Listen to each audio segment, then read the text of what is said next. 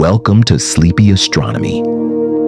Tonight we explore footage that has baffled scientists for decades. Mysterious objects moving through our skies in ways that seem to defy the laws of physics. Lights dancing across the horizon with no clear explanation. And questions that linger in the quiet spaces between what we know and what we've yet to understand. These are the unexplained phenomena that have captured imaginations. Not with loud proclamations, but with soft whispers of possibility.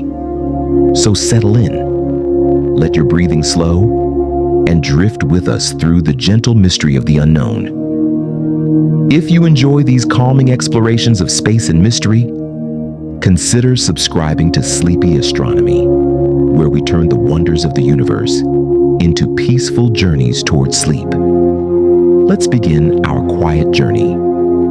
Back to a warm November evening in 2004, over the Pacific Ocean, where the USS Princeton was conducting routine training exercises. The air was calm. The water below reflected the fading light of day, and the crew aboard the naval vessel had no idea they were about to encounter something unexplainable. It started with the radar systems detecting something unusual, an object hovering at 80,000 feet, far above where commercial aircraft typically fly. The object would suddenly drop to just above sea level in mere seconds, a movement that seemed to defy everything we know about aerodynamics and physics. Commander David Fravor, a veteran pilot with years of experience, was directed to investigate. He climbed into his FA-18 Super Hornet, expecting perhaps a weather balloon or a technical glitch in the radar system, but what he saw would stay with him forever. As he approached the coordinates, he noticed something strange in the water below, a disturbance, as if something large was just beneath the surface. The water churned and frothed in a circular pattern, roughly the size of a Boeing 737. And then he saw it. Hovering just above the churning water was an object, smooth and white, shaped like an elongated pill or tic-tac, with no visible wings, no exhaust, no means of propulsion that he could identify. The object was approximately 40 feet long, and it moved in ways that seemed impossible. It would hover perfectly still, then dart left, then right, with no apparent acceleration, as if the laws of inertia simply didn't apply to it. Fravor decided to approach, descending in a circular pattern, his heart rate steady but his mind racing with questions. As he got closer, the object seemed to notice him. It began to mirror his movements, spiraling upward, matching his descent. And then, in an instant, it was gone. Not gradually, not with the typical acceleration of an aircraft, but simply elsewhere, reappearing moments later, 60 miles away, at the exact location of his rendezvous point. A location that should have been known only to his crew. The encounter lasted less than 5 minutes, but the questions it raised have lingered for years. The incident was captured on infrared video by another pilot who arrived shortly after. The footage shows the object moving smoothly across the screen, rotating slightly, with no heat signature from engines, no visible means of staying aloft. Let's drift now to another evening, this time in 2015, off the east coast of the United States. Navy pilots aboard the USS Theodore Roosevelt had been detecting unusual objects almost daily for months. These objects appeared on their radar systems, moving at hypersonic speeds, then stopping suddenly, hovering before accelerating again. One pilot, Lieutenant Ryan Graves, described seeing these objects during training missions almost every day for several months. They would remain stationary, against hurricane-force winds, something that no known aircraft could accomplish. The objects appeared on multiple sensor systems: radar, infrared, visual confirmation, ruling out the possibility of a simple technical malfunction. One particular video, now declassified and released to the public, shows an object rotating as it moves across the screen. The pilot's voices can be heard, expressing genuine surprise and confusion. Look at that thing. It's rotating. The object moves smoothly, unnaturally smooth, with no visible means of propulsion, no wings, no exhaust, just a dark shape, spinning slowly against the bright sky.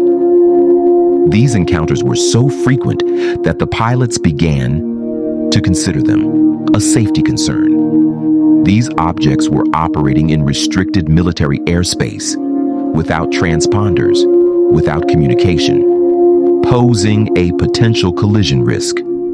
But what were they? Let's drift back further now, to 1952, to Washington, D.C., where a series of radar contacts over consecutive weekends would become known as the Washington Flap. It was a warm July evening when air traffic controllers at Washington National Airport noticed several unexplained blips on their radar screens. The objects were moving over restricted airspace near the White House and the Capitol building. The controllers contacted Andrews Air Force Base, who confirmed they were also tracking the objects, both on radar and with visual sightings. Fighter jets were scrambled, but each time they approached, the objects would disappear. When the jets returned to base, the objects would reappear. This pattern continued over 2 consecutive weekends, witnessed by dozens of trained observers, military personnel, air traffic controllers, pilots, all reporting the same thing: objects moving at impossible speeds, making turns that would subject any human pilot to fatal G-forces. One pilot reported seeing light too bright to be a star, moving erratically across the sky. The incidents made front-page news. President Truman himself demanded an explanation. The Air Force held the largest press conference since World War II to address the sightings. Their conclusion: temperature inversions, weather phenomena that could create false radar returns. But many of the witnesses remained unconvinced. Temperature inversions couldn't explain the visual sightings, or the coordinated movements, or the way the objects seemed to respond to the presence of the fighter jets. Let's drift now across the ocean to Belgium in 1989 and 1990, where an entire country became captivated by triangular objects gliding silently through the night sky.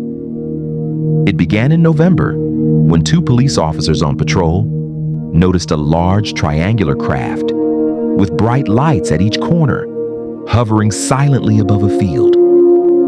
The object was massive, estimated to be roughly the size of a football field.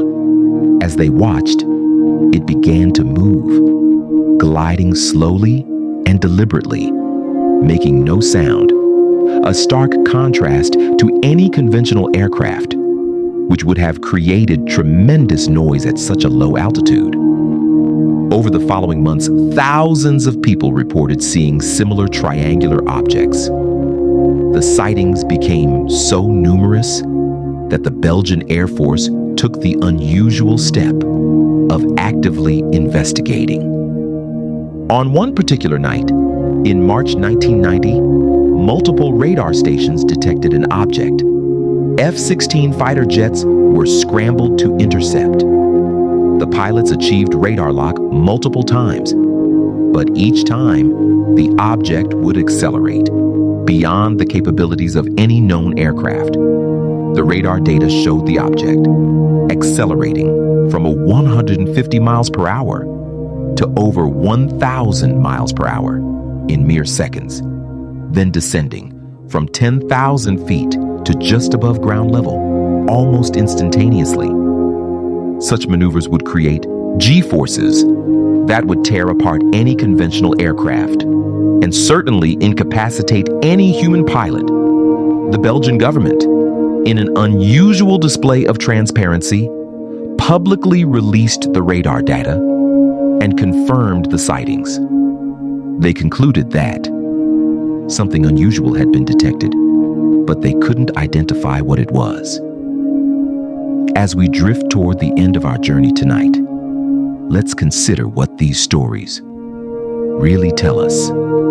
They tell us that our skies hold mysteries, that trained observers, military personnel, pilots with thousands of hours of experience have encountered things that don't fit neatly into our current understanding. These aren't stories of blurry photographs taken by unreliable witnesses. These are documented encounters with multiple forms of evidence: radar data, infrared video, testimony from credible sources. And yet, we still don't have definitive answers. Are these objects advanced technology from other nations? Perhaps, but the technological leaps required seem extraordinary. Are they natural phenomena that we simply don't yet understand? The evidence suggests something more deliberate, more controlled, or are they something else entirely?